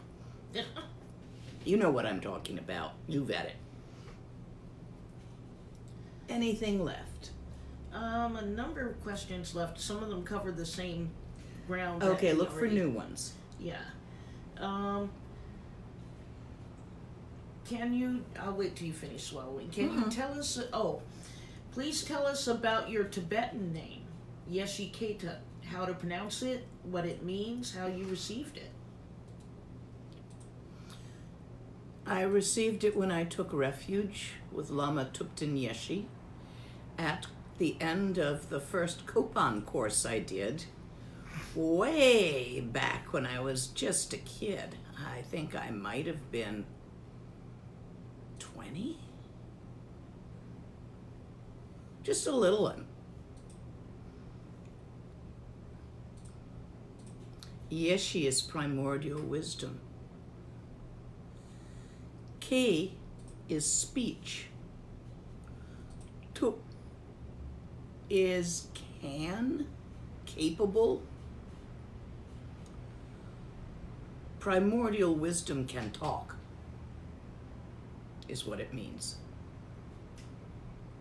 I've never seen a need to get a new one. It seems to fit.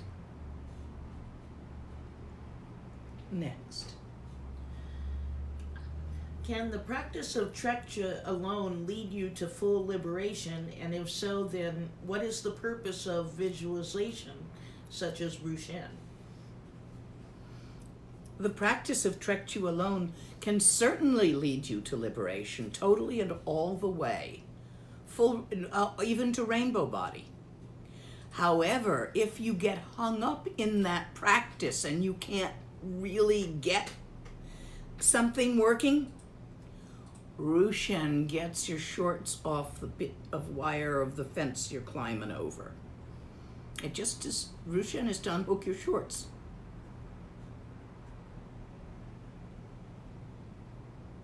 Not everyone needs to do Rushen. But if you feel stuck, if Trekchur's not quite doing it for you, a Rushen can help. Different ones of the Rushens can help you get over certain places. The speech Rushen, speech is the chakra of intent, can be very helpful for your focus and concentration, for your being able to follow through on your intent to practice, on your decision. If you're having trouble with the follow-through, speech Rushen. When you've got a lot of geks and parchis interfering with your practice, inner body Rushen is very effective to get those out. But I won't teach it to anyone who hasn't done working with emotions. And I won't teach working with emotions to anyone who hasn't gotten at least a basic grounding in the nature of mind and tawa, so that they can, and gompa and sopa, so that they can see the nature of thought while thinking, at least occasionally. And that's because side effects. I don't want anybody going crazy, and I'm not sitting on you to fix it if you do, if you were, in the retreat hut next door. So I'm a little bit more cautious working long distance like this. I don't want too many people flipping out and going nuts. Which you can with these practices, guys. Dharma is not safe. Nobody ever said it was. Jumping out the window of a house is not safe. However, when the house is on fire, it may be less dangerous than staying in there. Consider the suffering of samsara.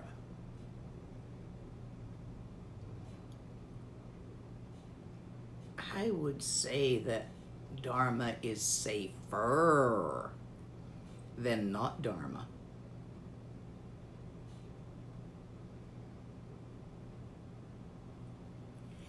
Next question. What are your suggestions on practicing sexuality and Dzogchen? Practice morality in your sexuality, no raping. Consenting adults only. Professionals are fine, but don't try to bushwhack anybody into it. Professionals have made their own choices, but I would be a little careful to make sure they weren't being trafficked.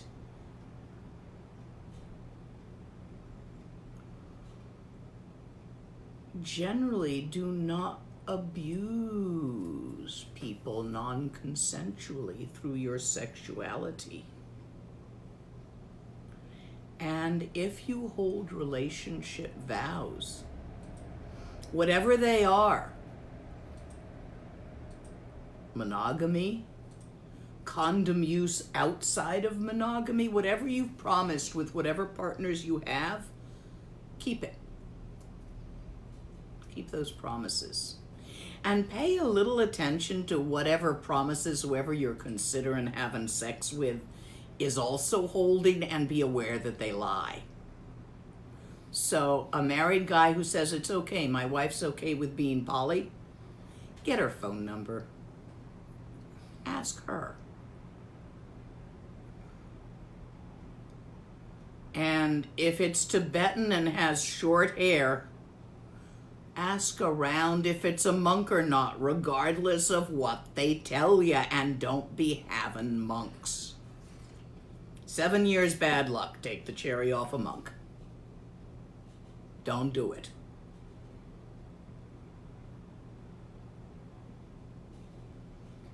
Can you tell us about Ekadzadi and her relation to Dzogchen? She is the protectress of Dzogchen, Queen of the Mamos.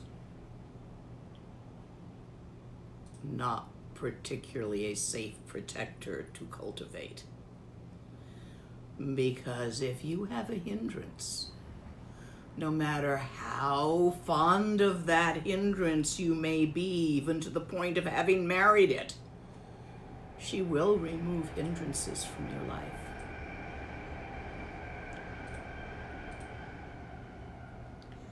Next. You said Dzogchen is 3,000 years old?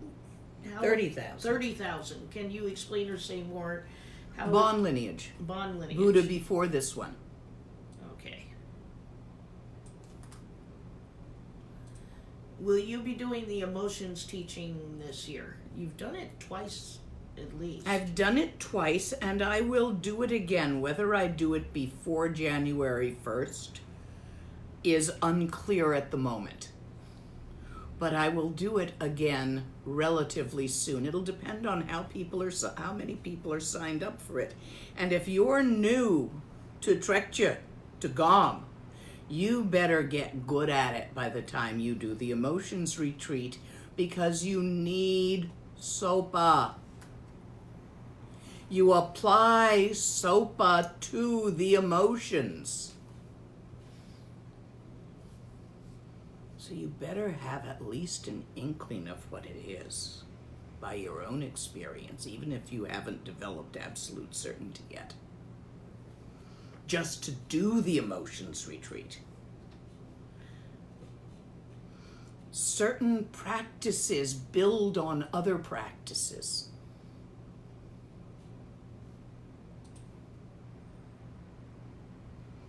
This is the basic one. Since Dzogchen is the highest yana, are lower yanas, i.e. visualization, not as good for attaining Buddhahood? They're just as good. They may not be as fast. The best one for you for attaining Buddhahood is the one you can and will do. That's the key. Can and will do. Do that one. It's the best one for you. Dharma's not a bathrobe. One size does not fit all. Can you explain the importance of keeping the eyes open during practice? You continue your practice when you get up and walk around. You don't make a difference between the meditation on your cushion and the meditation moving about. If you were to meditate with your eyes closed and you got up with your eyes closed, you would probably bump into furniture. So therefore, you keep them open. It's to avoid bumping into the furniture, of course.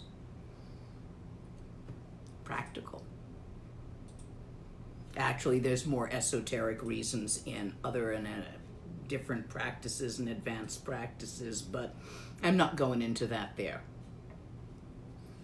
One other practice question. Off-cushion practice to check for tawa.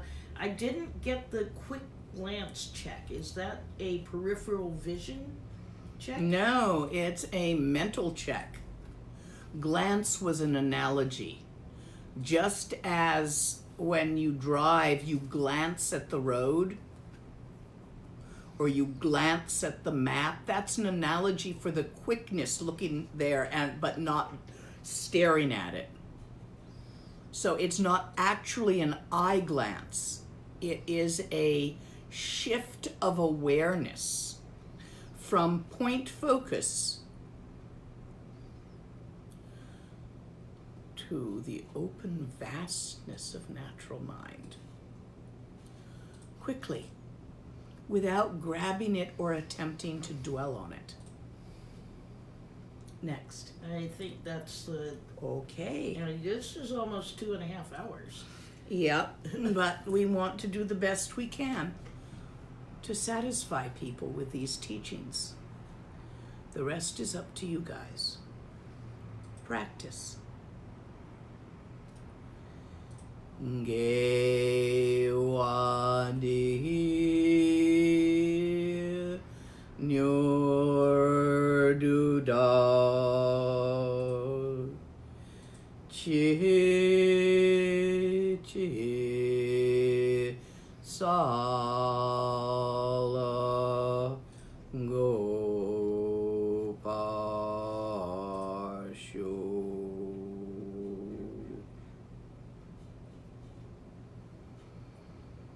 Thank you for joining me. Thank you for your practice. If any of you are interested in merging your practice with one of the yogis, because you're at a stage in your life right now where you have more money than time, where you are in your career and the raising of a family and shaking loose $25 a month, is a lot easier than shaking loose several hours a day. We have a program where we match up Western meditators who don't have time to really meditate as much as they'd like, and Tibetan meditators up in the caves and up in the mountains who don't have the money to go into retreat for as long as they'd like because they need to buy food. We match them up, solving each other's problems. And so the results of the practice are also merged. If you're interested in doing this, in sponsoring one of the yogis, or yoginis, actually, they're mostly women, please send me an email about that, and we'll sort it out how best for you. If you wish to offer dana for these teachings, if you have enjoyed them, there's a button on my website. Please feel free to visit it. And if you have been, Martin, translate this, if you have been receiving these teachings in Spanish, please support your translator. Otherwise, you would not be receiving these teachings in Spanish. There is either a button on the website, or someone will write up in here. We're putting a button on the website. I don't know if it got there yet, but I think it did. It is up there. It is up. Good. There's a button on the website for the translator.